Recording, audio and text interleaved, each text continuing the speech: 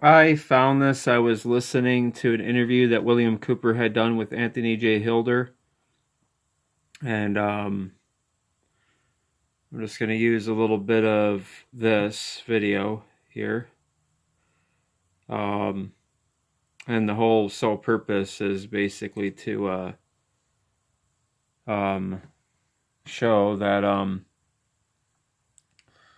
Anthony J. Hilder, and there's when like there's certain YouTube channels that expose how the Freemasons have a thing with the number 33.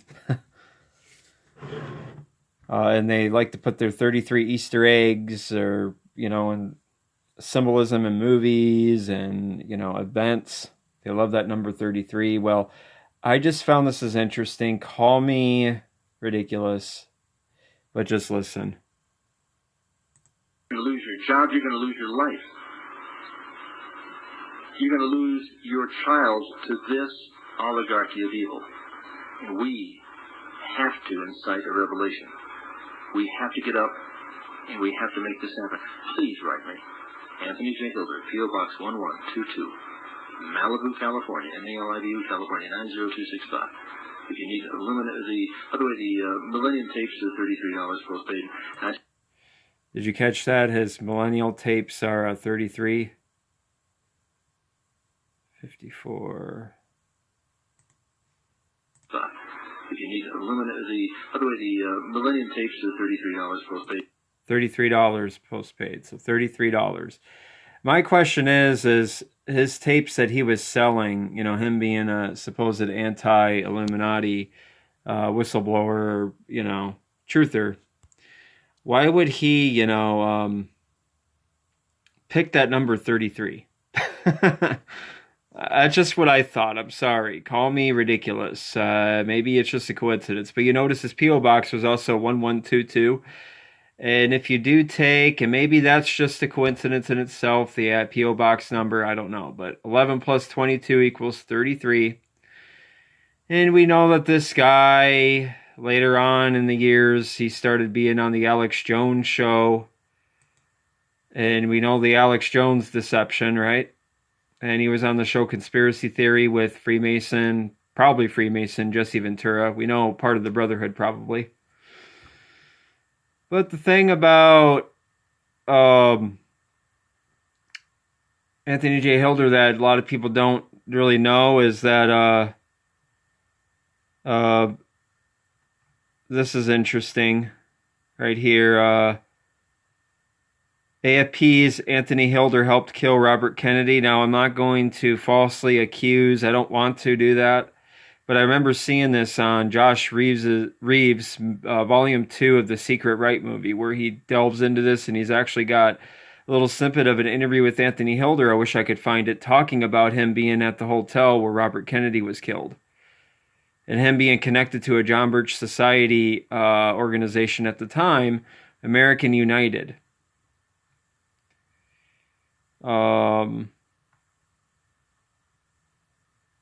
Anyways, let's go over here.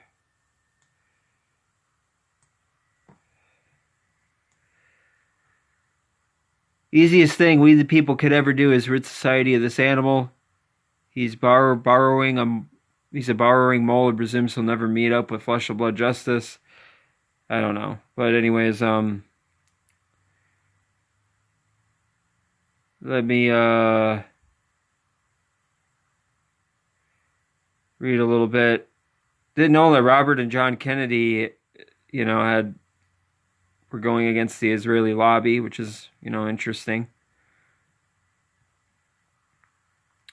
The killing of Senator Robert F. Kennedy is often perceived as the one major political assassination that was indisputably the work of a lone nut. Although the crime superficially appeared to be the work of Sirhan acting alone, there is conclusive evidence that such was not the case. The program presents forensic evidence that points conclusively to more than one gunman being involved, and a lot of you probably know that Sirhan didn't do it. I want to get to where he talks about Anthony J. Hilder, though. Evidence that Sirhan had been placed under mind control. Discussion of Dr. William J. Bryan, Sirhan's probable mind control programmer. The role of the American United Organization of Anthony Hilder and John Steinbacher in spreading disinformation about the assassination. The presence of Ed Butler at a press conference staged by Hilder and Steinbacher the day after the killing. Butler had arranged for media appearances for Lee Harvey Oswald in New Orleans, at which Oswald proclaimed his supposed Marxist sympathies. Links between Hilder and Steinbacher and people investigated by Jim Garrison in New Orleans. Hilder's curious behavior in December of 1967, indicating possible foreknowledge of the assassination of Dr. Martin Luther King. Now that's interesting because a guy he worked with in his Illuminati records in 1967, Myron Fagan, in these books I read, which you can watch my videos on, how greatest white nations were mongrelized, then negroized. I read straight verbatim from these books. Where in this one, Myron Fagan praised the KKK as heroic Southerners, but okay. And how he called Martin Luther King Martin Lucifer King. So, anyways,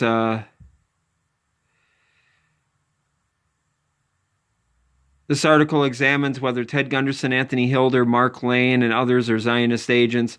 If you look closely at any of the unproductive people, you will find that they are not stupid. Instead, you will find they have mysterious connections to one another. Consider the strange connections between Anthony Hilder and other suspicious people. Anthony Hilder worked with Ted Gunderson, and both of them worked with American Free Press. I don't know about Ted Gunderson, but them two did work together later on.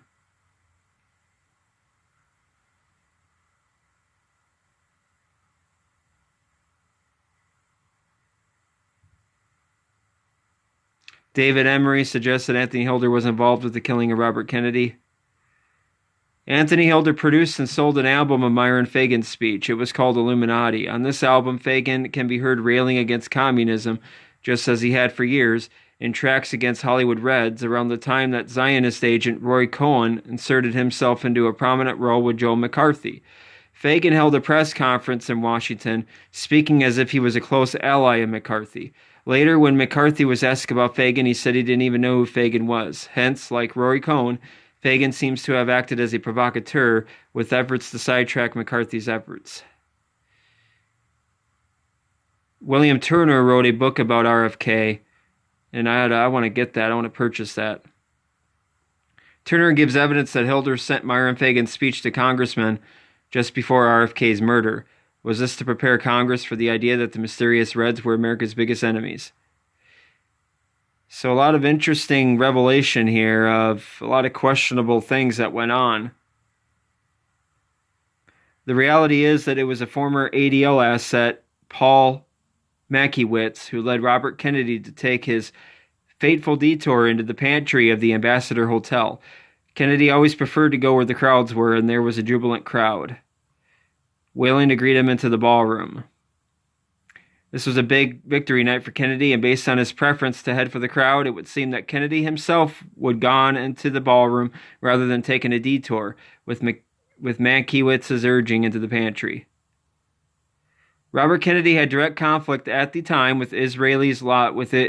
The JFK-RFK duo had fought hard behind the scenes to register the American Israeli Public Affairs Committee's AIPAC parent organization, the American Zionist Council, as an Israeli foreign agent. The struggle was shrouded in mystery until declassified in mid-2008. And it goes on there. Anthony Hilder filed a lawsuit against Mike Ruppert because Ruppert wrote in an email that Hilder was involved with the RFK attack. This was very likely a staged fight. He goes into it, whatever.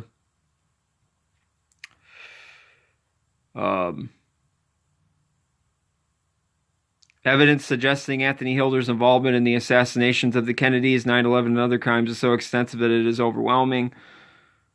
And do I like doing this to people who can't defend themselves if they're dead? No, I don't. But again, I don't even have to get into this to already know that he was a questionable person anyways, because, like I said, after, before anybody, he was associating with this man, and this man was a white supremacist. It's indisputable. I understand the globalist agenda of the illegal immigration, and they might have been behind a lot of the civil rights movement. Obviously, that's true to a degree, but I believe a lot of the people behind the move against the Civil Rights Act had an agenda of white supremacism. Sorry, but they did. Myron Fagan, Zionist provocateur, phony anti-communist. What are the inherent problems in Myron Fagan's Illuminati speech to begin with? For years, Fagan railed against the mysterious Reds infiltrating Hollywood. In his Illuminati speech, Fagan even tried to depict John Kennedy as some New World Order sellout, and, like a true provocateur, referred to Martin King as Martin Lucifer King. And that's true, because he did, in those books, refer to him as Martin Lucifer King. But anyways, wanted to show that. And another thing that him and Myron Fagan did was support at the time Barry Goldwater.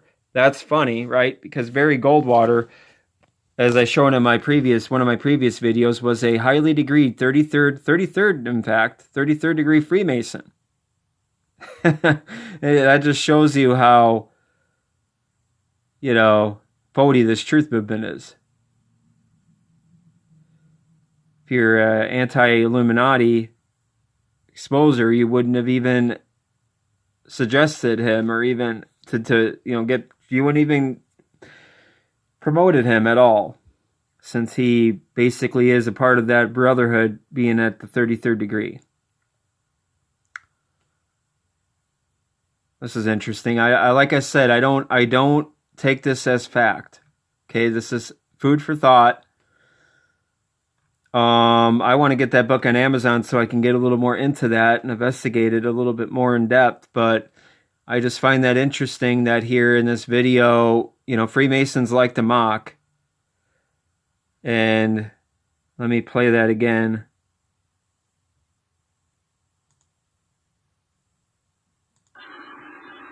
Then you deserve the death that you get. Because not only are you going to lose your job, you're going to lose your life. Let him go on here. Your child to this oligarchy of evil. And we have to incite a revelation. We have to get up, and we have to make this happen. Please write me. Anthony J. Hilder, P.O. Box 1122, Malibu, California, MALIBU, California, 90265. If you need the Millennium tapes are $33 postpaid. And I send in a free audio for a reason, because there's something that's new that's happening all the time. I want to keep people current. Anyways, and he also associated with Jordan Maxwell, and there's a video of Jordan Maxwell bragging that he's protected by the Brotherhood. You can check that out. So it's clear. It can't be any more clear at this point. Anyways, thank you for watching. Take it easy.